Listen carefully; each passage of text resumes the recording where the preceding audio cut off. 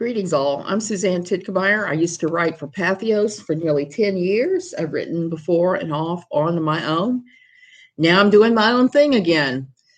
There is nothing in this world that pisses me off more than plagiarism. I'm just going to come right out and say it because plagiarism is theft of your intellectual work in whatever form. And yesterday it became apparent that Katie Joy Paulson has been engaging in it. She's been engaging in it big time. Um, this is my opinion, allegedly. It became pretty obvious that she was doing that. Hey, Lisa. So I want to talk first. I want to start off and talk about another plagiarist. Hey, Dash, nice to see you. Bossy 22, Princess. Many years ago, like 15, 16, 17, 18 years ago, I used to write a lot of fiction. A lot of fiction. Hey, Villanova. And I wasn't the only one. And we all encountered a plagiarist by the pen name of Ellen Carrington, real name Lori Ann Dennick. And I ended up hooking up with a group of ladies who were all victims of her plagiarism. She would take parts of our novels and various things and insert them in her own writing and then pretend like she hadn't taken anybody's content and we were all picking on her for no reason, to the point where she got some anti-bullying type resources involved until we were like, look, yeah, she plagiarized this. Take a look at this. And she died 2 or 3 years ago, I think it was. Still the unrepentant plagiarist, even though she was making a living writing romance novels, wrestling romance novels, if you can imagine that. Yeah, Diash. It reminds me of that too. I was part of one of those communities at that time. So it was very similar. It was very similar. And it got to the point where at one point she was stealing photographs off my Facebook and other social media and claiming them that they were her own. I remember in particular, I was getting White House Christmas cards when Obama was in office because I had been part of the Affordable Care Act run-up. I'd been volunteered for that. And it wasn't anything big that I did. It was mostly just compile figures and things from people out in the field and then send it on to DC. So I did this real low-level stuff. So I got a personalized thank you note from President Obama. When it was all over with, I ended up on the Christmas card list. So I would post when I get my Christmas cards, and I thank you, because that was a big thing. I was excited. At that time, I liked Obama. So she started stealing that stuff. And I was just outraged because I could see that it was my Christmas card or whatever she had taken and posted it as her own.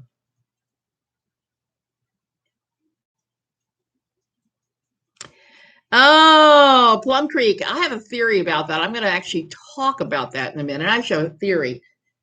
Do you remember how she said Clark Swanson was this? Clark Swanson was so kind. He was the best. He was all that. Now she's doing the same thing about Lindsay. And remember, about a month before Lindsay went on Dr. Phil, we had KJ talking stuff about Chrisley then. It goes way back to Pathos when she started initially talking about Todd Chrisley before YouTube. So she was talking about how wonderful Lindsay was and how Lindsay had given her all this insider information and how this insider production person from the show had come forward and talked to her. I have a theory about that. I think that all of that happened because we saw this with Clark Swanson too. I think it's very likely that Lindsay did have some minimal contact with KJ at that time. Think about it. You're angry at your famous father. You're very angry at him. You want to destroy his reputation. You're going on Dr. Phil to destroy his reputation. You're doing all these things. Who do you reach out to? You reach out to the one pseudo journalist. I'm going to call her a pseudo journalist because she's not a real journalist, that has said all kinds of rumory crap about your father, and you feed her little tiny tidbits that you know that she will take and conflate to these great big things. That's exactly what you do if you're mad at somebody. So I think it'll come out that there was some small contact at the beginning. She was trying to use KJ. KJ played her part admirably. I think that's what it's going to come out to, going to be out to. Not a friend being used about that. Dating her, did she say she didn't say anything about, to KJ? I'm curious too. I haven't seen the depo. I would like to. Maybe we will, but I don't really know what the deposition says because I haven't seen it. But that's just my 11 cents worth. I would say 2 cents worth, but I'm a fan of Homicide Life on the Streets, and we always say 11 cents worth because the 11-cent robbery. So anyway, Ellen Carrington did not meet a good end. She kept stealing my photos. She stole writings from all of us, a bunch of us. So we all banded together, a big group of us that had dealt with her for years. And we formed a dedicated community to taking her down. Does that sound familiar? Just like the KJ Truther community. I am still in contact with those ladies. Those ladies are still some of my best friends in this world. I've known them like 20 years now. So there's that. So I'm just trying to point out with the KJ Truther community, there are some people that I can see they're going to be in my life forever, just like there are with the Ellen Carrington thing. I put a link to Ellen Carrington book site where we had all of our evidence posted. And I'm wondering if we might need to do that with KJ. Put together a site, start putting our evidence in, put a timeline in, show all these problems. I was really upset last night with KJ, and I normally never get upset. Most of the time it's just, I just laugh at her stupidity and go on. But every now and then she strikes a real nerve, and last night was one of those, and it has to do with plagiarism. Last night, she took tweets like Chris Cuomo and was picking out whole lines and saying them on her Twitter. She was doing it to other newscasters. She took one newscaster's soliloquy or long thing she was saying and completely just rearranged a few words and repeated it word for word on her channel. I was pretty flabbergasted by all that. She did lift the funeral story. Yeah.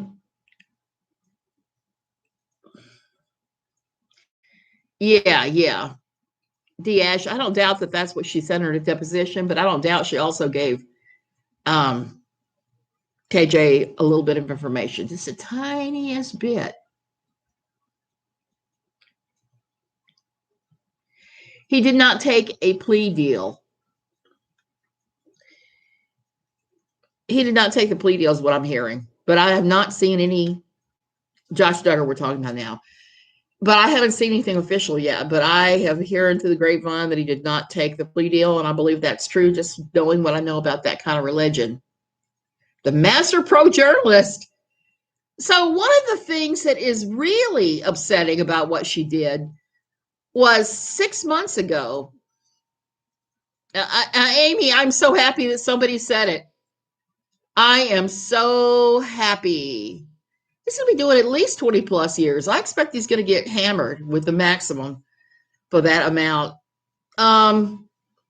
So in the last couple of days, KJ has come up with a story that apparently she sold to the tabloids, it looks like. Some of the tabloids are repeating it. It was in Cafe Mom this morning. They were all giving her credit for it. Backwoods Barbie did the same story 6 months ago. It involves Jim Bob Duggar's father spending a small amount of time in jail for shenanigans having to do with his used car lot. So KJ is acting like this is a huge surprise piece of news she's dug up. Like I said, Backwoods Barbie reported on it first. It's been something that's been kicked around the Duggar sphere for a long time. So Katie takes that information, doesn't credit Backwoods Barbie or anyone else that dug this up. She says this is her exclusive, her huge exclusive. But it wasn't until last night that I saw Bobby the Robot Cat's video that I really began to see red with her. She gave her story of her time in a cult church, a C word church, I should say, because I know that they don't like me saying that word here. She was telling this tale, and I've heard her tell me the tale of how she became and left her church. What she told me was after Vaughn was born and they had so many health problems with him that it turned them to religion, and they joined their local, pretty standard, it sounded like a pretty standard evangelical kind of church. They were there a while. She was teaching Bible study. They were doing different stuff. Nobody was emotionally or financially supportive of them with Vaughn. Nobody would help. So her and her husband decided they were all hypocrites and left. She is going after the Duggar. Well, I'm thinking about that Plum Creek, and here's why. That was a story she told me, okay? When I'm so livid I can barely speak. I'm so mad. I told my husband about that last night. It's a miracle I didn't bust out crying, because I'm one of those weird people. When I get super angry, I start crying. The other day when the crazy old neighbor bashed in our gate, I wouldn't come out because I was crying so hard. And I was on the phone to my husband crying, going, she bashed our gate in, which she did. And I've since emailed her a clip of her bashing our gate in, a video clip, and photos of the same color paint from her car on our gate where there's all kinds of dents and stuff. And the gate's all messed up. So when that happened, I was crying. When this happened, I was not quite crying, but I was damn close. She started this tale that Bobby had. I had never looked at this video before because I try not to ever look at KJ because I find her boring, quite frankly.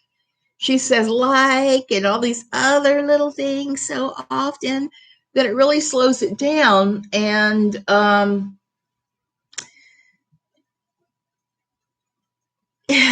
makes you hurl. Makes you want to hurl straight after theirs. So anyway, I watched Bobby's take, Bobby the Cat's take. She lifted large parts of my story of coming out of a quiverful church and added them into her own story. I have at the beginning of my channel, I have my story about how I got out. It was my escape story. She took parts of my escape story, not the entire thing, but she took a fair amount. She took stuff like joined because they were love bombing me because my child was sick. That's how I got in, which I've never heard her say that. When she was telling me her story again and again, nothing to do with it. She, so she took my story. She took so many parts of it. I couldn't believe it. She took the part where we were listening to Hillsong. We were listening to Bethel. I remember the first time I ever talked to her about Bethel, she didn't know what Bethel was. My church was connected to Bethel. I went to so many Bethel teachings and crap through the years. So many little parts of the story were just lifted straight out of mine. And it wasn't the entire thing, because as Bobby was making fun of her for it saying it wasn't a C-word church. Mine was definitely a C-word church. Thank God she didn't use any of the really hardcore identifiers like the time that they told me to leave and divorce my husband and stay and things like that. And so many of the just really awful things I saw that I've talked about, like my friend that died of cancer because she didn't believe in medicine, because she was being told by Bethel, pray for that healing, don't go to the doctor. She died of cancer. She died horribly of breast cancer. She is stealing everyone's stories and coming across like she knows what she's talking about. Amy, exactly. She really is. And I was just livid because, like I said, this was my story she was using so many parts of. Amy, yes, exactly. She does not know She does not know. She does not know what it's like to get tapped by the pastor and said, "Oh, you're going for deliverance ministry, you and your husband for the weekend." She doesn't know what that's like. She doesn't know what it's like to work, to live in a small southern town, that when you do leave your old cult church, members chase you down in the street and chew you out and call you all kinds of names. She doesn't know what that's like. She doesn't know what it's like to be shunned. I mean, literally shunned.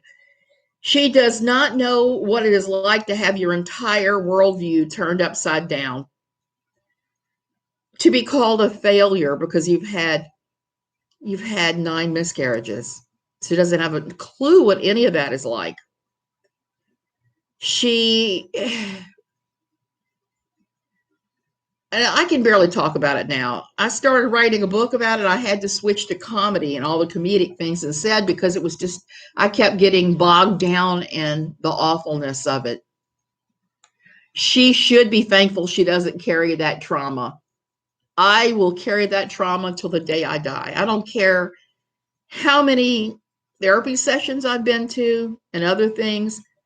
That trauma is down in here deep. It's as deep as the trauma that I received when I was a child and I was sexually molested by the dentist for over 2 years. It's a deep soul scarring trauma. And yeah, she doesn't care. That's just being a big liar face and using anyone for a dollar. And this is not the first time. Oh, you lost 5 babies. I'm so sorry, Amy. That is a pain that is unique in its own weird way, too. It's an awful feeling. I will never forget the 9. In fact, I had been drawing out a tattoo on my wrist I want to get that acknowledges the 9 and acknowledges the 3 living children I have and acknowledges my 9 that I lost. I was never going to be able to have another baby, and I didn't know it at the time because I wasn't receiving good medical care.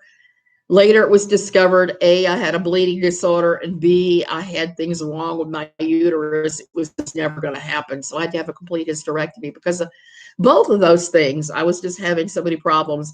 And the people in my old church tried to prevent me from having the hysterectomy, even though my red blood cell count was tanking every month because I was having all this free bleeding. And there's just a special kind of hell for those people. I just have to believe that because so much damage was done, so much trauma. And to find out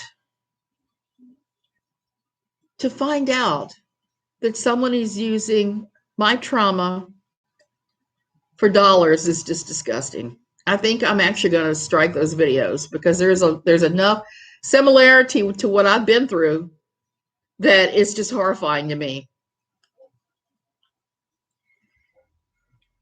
Hey, be free. Amy, yeah, I'm so sorry for your experience with that too. It's not a pain that you ever get over. For me, the best, most therapeutic part of for me that has helped me the most heal is doing No Longer Quivering and talking to people who've been there, they've done that, the whole 9 yards. Hearing other people's stories, helping other people recover is the best thing in the world. But I never dreamed up until the point she stood me up that she had actually been plagiarizing from me. At that point, I started to realize she'd been plagiarizing a fair amount of content from me. And then I did it to her once just to see what she'd do, and she flipped out on me. Yesterday, I also had somebody on the Reddit board that flipped out on me and said that I was lying because I said that most of my conversations with Katie happened on Facebook. That's very true. I actually have copies of the last conversation I had with her. That was how we communicated. Every time I would get fed up with her nonsense and I would block her, she'd come back with a new name and go around the block to talk to me again and again and again. Lisa, I think it has been too. At least it's been for me. It helps. It helped me so much. And I feel like, hey, Rena Roo, I feel like I helped others. And I'm proud of that. I'm proud of that till the day I die. Even though my family never understood why I was doing it, my husband doesn't understand it. My husband still says to this day he doesn't like me doing anything that could cause anybody to run up on us and try to attack us. It's like, I don't think anybody would ever do that. But he's weird about that. He doesn't want me doing any more Nigerian romance scammers because he's afraid. He's afraid one of them will show up here. I think it's very unlikely, but he seems to think they will. Miscarriage is the hardest thing for a woman. You go through severe depression. Yes, Brittany, it was awful. So right now she's just going around and she's deliberately taking other people's writings. She's taking other people's content. She's pretending the trauma that happened to other people has happened to her. No trauma is too little for her to take. So it's not just my story she's plagiarized. She has plagiarized so many people's bits and pieces of everybody's story. And like I said, I am so reminded of Ellen Carrington and our struggles with her back in the writing days. She has denied knowing me because we never personally met. She's never personally met Amy King or Lindsay Chrisley either. No, she has not. She denies knowing who I am, even though I trained her for Pathos, even though I talked to her endlessly at Pathos, listen to her complaints, the whole 9 yards. If she did not know me, why on earth, the day that Vaughn had open heart surgery, did I spend the entire day talking on Messenger with her because she was so upset the entire day?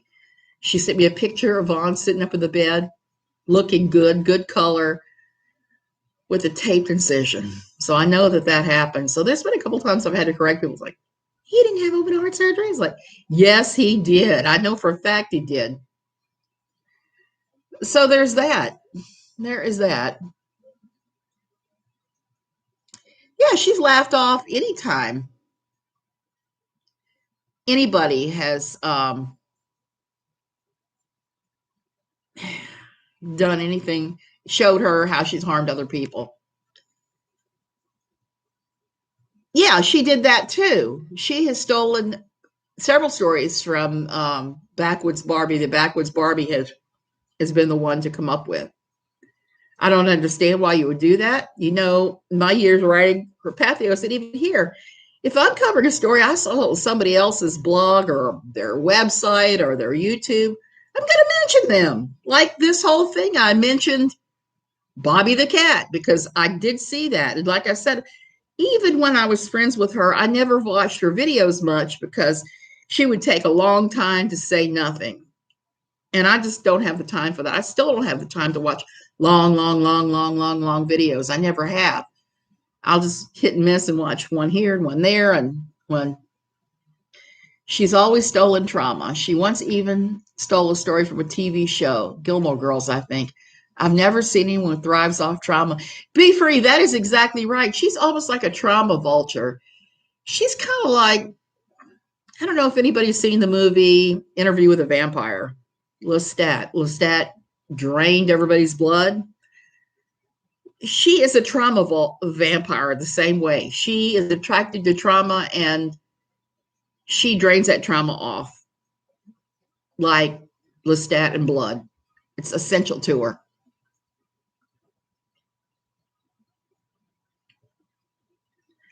Trauma vulture, trauma vampire, trauma queen. That's exactly what she is. And trauma is not tea, as we've all said over and over and over and over again in the KJ truther community. Trauma is not tea. And I'm thinking I'm going to go ahead and I'm going to strike her video on how she came out because it bears too many similarities to mine. And I've told my story repeatedly here. I've told it on No Longer Quivering. My story has been out there for a long time. And the fact that she's picking and choosing bits of it to share, pretending it's hers, pretending they had that they had some kind of connection to the IBLP and to Bethel and to Hillsong is just disgusting. And she said she didn't even understand why they were listening to those songs. There is no way, because if they were listening to Bethel songs, I can tell you right now, there was probably preaching or teaching on Bethel. That's how Bethel songs ended up where I was, because we actually started with the Bethel, the the Bethel teachings that led to Bethel music. You know, oh, thank you, Rena Roo. Do you think most of her subscribers don't see her on Instagram being drunk and mean to people there? I don't know. I don't know, Plum Creek. That's a good question. I have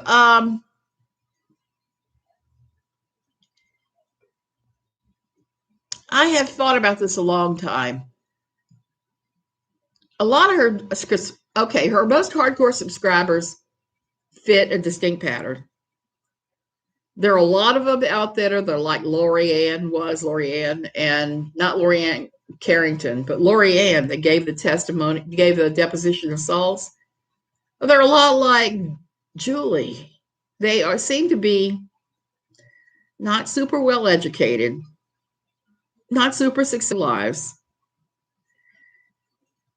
Women are staying home with kids that seem to thrive on drama. And they don't care how true it is or how untrue it is. They are believing Katie all the way, and there are secondhand trauma vultures. That's the only thing that I can figure out about the whole lot of them. They're secondhand. They're the kind of people that when you run into them in church, you're like, bless your heart, because you don't really want to talk to them.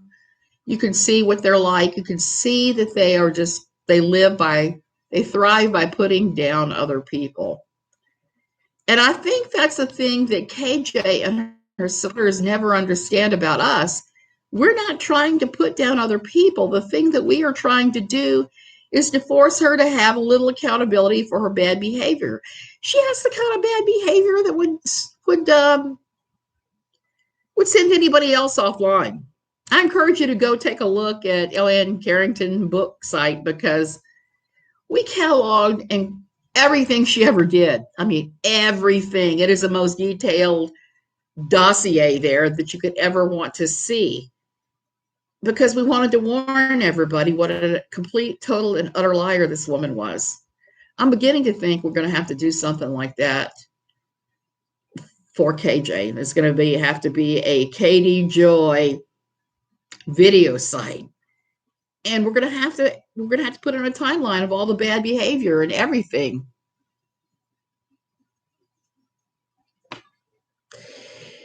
Dash, yes, I saw that. I saw that creepy Hillsong sermon. It's sad because I actually do like some of their songs, but I don't like anything else they stand for. I don't like a lot of the things they've done. I don't like their creeping into churches with a weird agenda. I don't like any of that. It's like Bethel music. I used to love some of their songs, like "Oh Taste and See." But some of the things they've done, I cannot condone it. Many of the things, I mean, the death raising team, they actually had death raising team. They had T-shirts, the whole 9 yards, just standing there like that on the website, bragging about how many people they've raised from the dead. There's just so much wacky theology that doesn't line up with Jesus at all. Having child after child every year strains the uterus. Michelle lost Jubilee due to her uterus being strained. Yep. I believe that too, Brittany. She steals info from Reddit. Yeah, she does. She tends to do that. I've seen her doing that. And don't let her fool you. She reads WOACB, the Reddit, all the time. I'm pretty sure, because there's times that she's addressed things that are said there. Katie Joy is a danger. See, like hypocrite, narcissist, bully who has to win or is always right. That's exactly right, Amanda. I really think she is. That's my opinion on that. Grave soaking. Oh yeah. Their resurrection squad. It is so weird, some of the things. And the thing is, I've sat under Benny Johnson and Bill Johnson's teachings many times. In the olden days, back when I was fully drinking the Kool-Aid, and there was a part that I sat there and listened to that and was enthralled. I was like, I'm going to pray death away. I'm going to do this. I'm going to do that. And sadly enough, I was part of my church's healing ministry where we prayed for some very serious things like breast cancer, people with MS, that sort of thing. I started having backaches real bad then. And I was told by the healing team that my backaches were repressed anger, that I was storing the anger at people in my back. Well, I've since found out I have thin discs in my lower back, thin discs. That is causing the pain, not anger. Anger is not stored in your bones, it's not stored in your muscles. And so they're saying and doing things that are actually harmful and encouraging people not to seek medical help, which could have tragic consequences.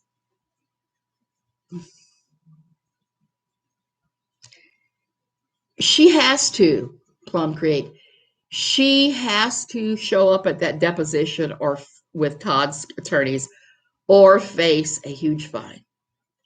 She actually does. Bethel attacked my sister-in-law on the street. It was very scary. My girlfriend's church banned all Hillsong Bethel. There is a lot of craziness connected with both of them, so I'm not surprised. Bethel tried to attack me last year when I was writing about the Olive Heiligenthal death. It was a really tragic story. The little girl, who was like 2 years old, the child of one of the worship leaders, suddenly died. The church and family would not release the body to the medical examiner's office. They were praying for her to be raised from the dead, just like Bethel teaches. Well, eventually they had to, because it was California state law.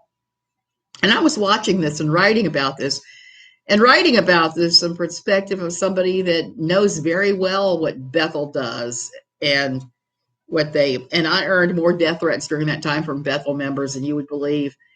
When the second scandal came along, when Sean Fouch, I don't know how you say his last name, when he started going around giving these free concerts, when most of the U.S. was shut down, he was doing all these plague rat festivals of Jesus music. And I started writing about that and also the policies of Bethel. And I had somebody from Bethel that kept spamming me in the comments, sending me emails. That was the publicity director for Bethel that was insisting they talk to me and explain to me what Bethel was about, because I clearly did not understand. I was kind of like, no, talk to the hand. I know exactly what Bethel is about. I sat under Bethel teachings for enough years to understand exactly what it is you guys believe in. I'm not talking to you. I have no desire to talk to you. So then they went around me and they contacted my editor at Pathos and tried to the editors just forward it to me and said, look, do whatever you want. Don't or do talk to this person. And I said, I'm not talking to him. He's been spamming me relentlessly for a while now. Oh,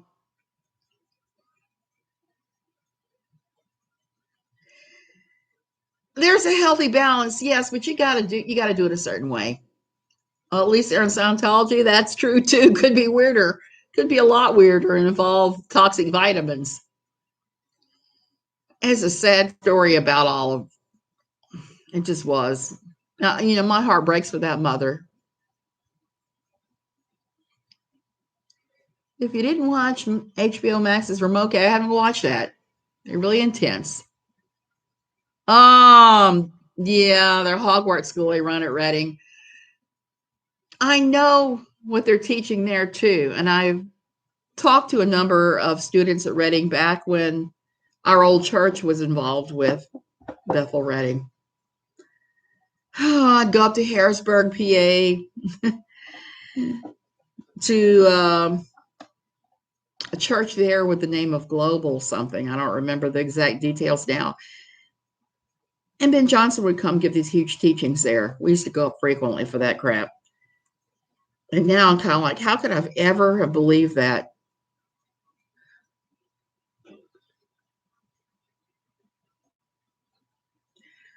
I don't know, Plum Creek. I don't think anything good comes of it if he wants to go forward. I was kind of feeling kind of on the fence about this whole thing until I discovered she used parts of my story in her own. Now I'm like, yeah, I'm fully on board. I'm fully on board. Every time I think, yeah, I don't know if I want to join this class action lawsuit or not. I'm not sure I want that hassle.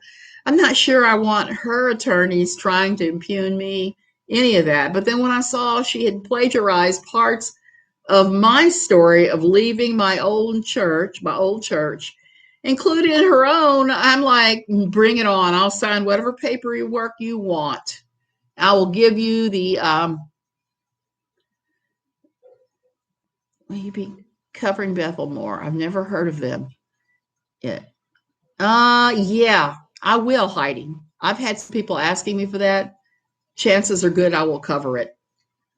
But be prepared to see crazy attacks from Bethel in the comments because they and their publicity department try to shut down anybody who has an opinion that they're not the most wonderful place on earth. For me, I started to turn against them when they started preaching grave sucking, when they started telling us to go out and lay down on the grave of people that you admire who were great warriors for Christ. Oh, like somebody like, say you liked Billy Graham, go lay down on his grave like this, just lay face forward and be praying and soaking in his anointing. That's what they teach. They teach that you can access the anointing of prophets through their grave by laying down on the grave and praying, which is the craziest thing.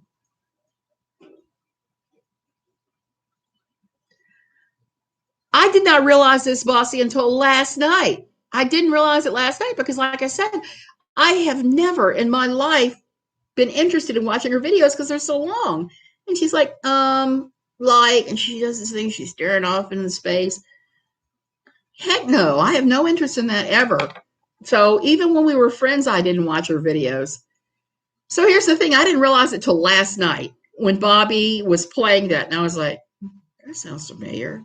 It's like, oh, holy cow, she took this from my experience and added it to her own. She took my trauma and added it to her fake story of trauma. And I've just been red hot upset ever since. Like I said, I'm just grateful I haven't been crying. But I guess this is just one of those weeks for that. Our friend is still trying to get us to do crap for her constantly. We've said no a number of times. My gate got bashed in by some crazy oldster who's denying she did it, even though I have her on tape. And my gate now has all these dents with her car paint on it. It's pretty obvious that she did bash in our gate. I've been upset about that. It's just been one heck of a week. I've had horrible, horrible, horrible asthma. Today is really the first day I've been able to speak for more than 5 minutes, 10 minutes without freaking out. Hey, Kentucky girl. Speaking about the rapture. Yeah, they do scream and I have all that. I'm really surprised Bethel and other places were actually able to do better with that. You definitely need to talk to her daughter. Yeah. Well, here's another thing. I've done one favor for her, not for her, but for the other lady, Sissy, this week. I ran her daughter to dance yesterday, a 17-year-old daughter. The daughter got in the car and it damn near knocked me down because she was wearing so much cologne. You know how when you're a teenager and you smoke and you don't want anyone to know you smoke, so you splash yourself with cheap cologne and somebody busts you because they say, I know you've been smoking. I can smell the smoke on you over the cheap cologne. It was that experience. And smoke, some colognes, but smoke is one of the biggest triggers for asthma in some ways. And I had to give this child a 15-minute ride to dance yesterday. So I'm going to have a hard conversation with the lady who bashed in my gate with her daughter. And I'm going to have a hard conversation with Sissy because I have to tell her, your daughter smokes. on top of, trying to establish my boundaries and say, look, I'm not going to do grocery shopping and do X, Y, or Z or run you around and get narcotics anyway. Oh, so that's that. Lisa, that's true too, except that my asthma was actually triggered before I got upset. My asthma was horribly, I've lost days with my asthma. It's been that bad. And I forgot I know what it was. Saturday morning, we went to pick up t-shirts because my husband does t-shirt sales for his church. And we walked into the t-shirt place. I know the artist at the t-shirt place well. I love to go to his place. It's fascinating. I walked in when they were pressing shirts. I had never gone in, and with the ink, I just was like instantaneous, and I went straight out. But it was too late, so I'm reacting now to that. And it doesn't take much to re-trigger me. Yesterday morning, my husband pulled everything out of the back of the car to clean it out, and he pulled out a couple of oil-soaked, gas-soaked rags that he had back there. He was checking all of this stuff, and guess what? It triggered me right back into bad asthma. Started getting that calmed down yesterday afternoon. Little girl gets in the car, smells of smoking and horrible cologne, and my asthma starts. I just put on my N95 mask, which helps a certain amount, but once it's started, it starts. Homemade napalm. She probably does know because I could smell it on the little girl, but I always say with those things that I have the nose of a nun. I smell those things because I'm not around them. When I'm around them, bingo, because of the asthma, my sense of smell is so heightened. I frequently smell stuff and it's like, oh, no, getting out of here. So there's that. I think there's a lot of that. So that's really what I've been through this week with this. And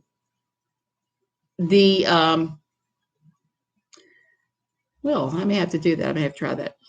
One of the things I can tolerate is certain kinds of essential oils if they're not extracted with benzene, like a lot of them are. I can sometimes use lavender oil or whatever to clean with. So there's that. So I'm going to clean the car with that stuff.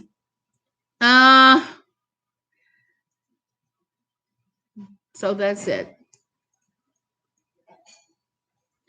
Patchouli. Yeah, the patchouli oil can cover the smell of the dead.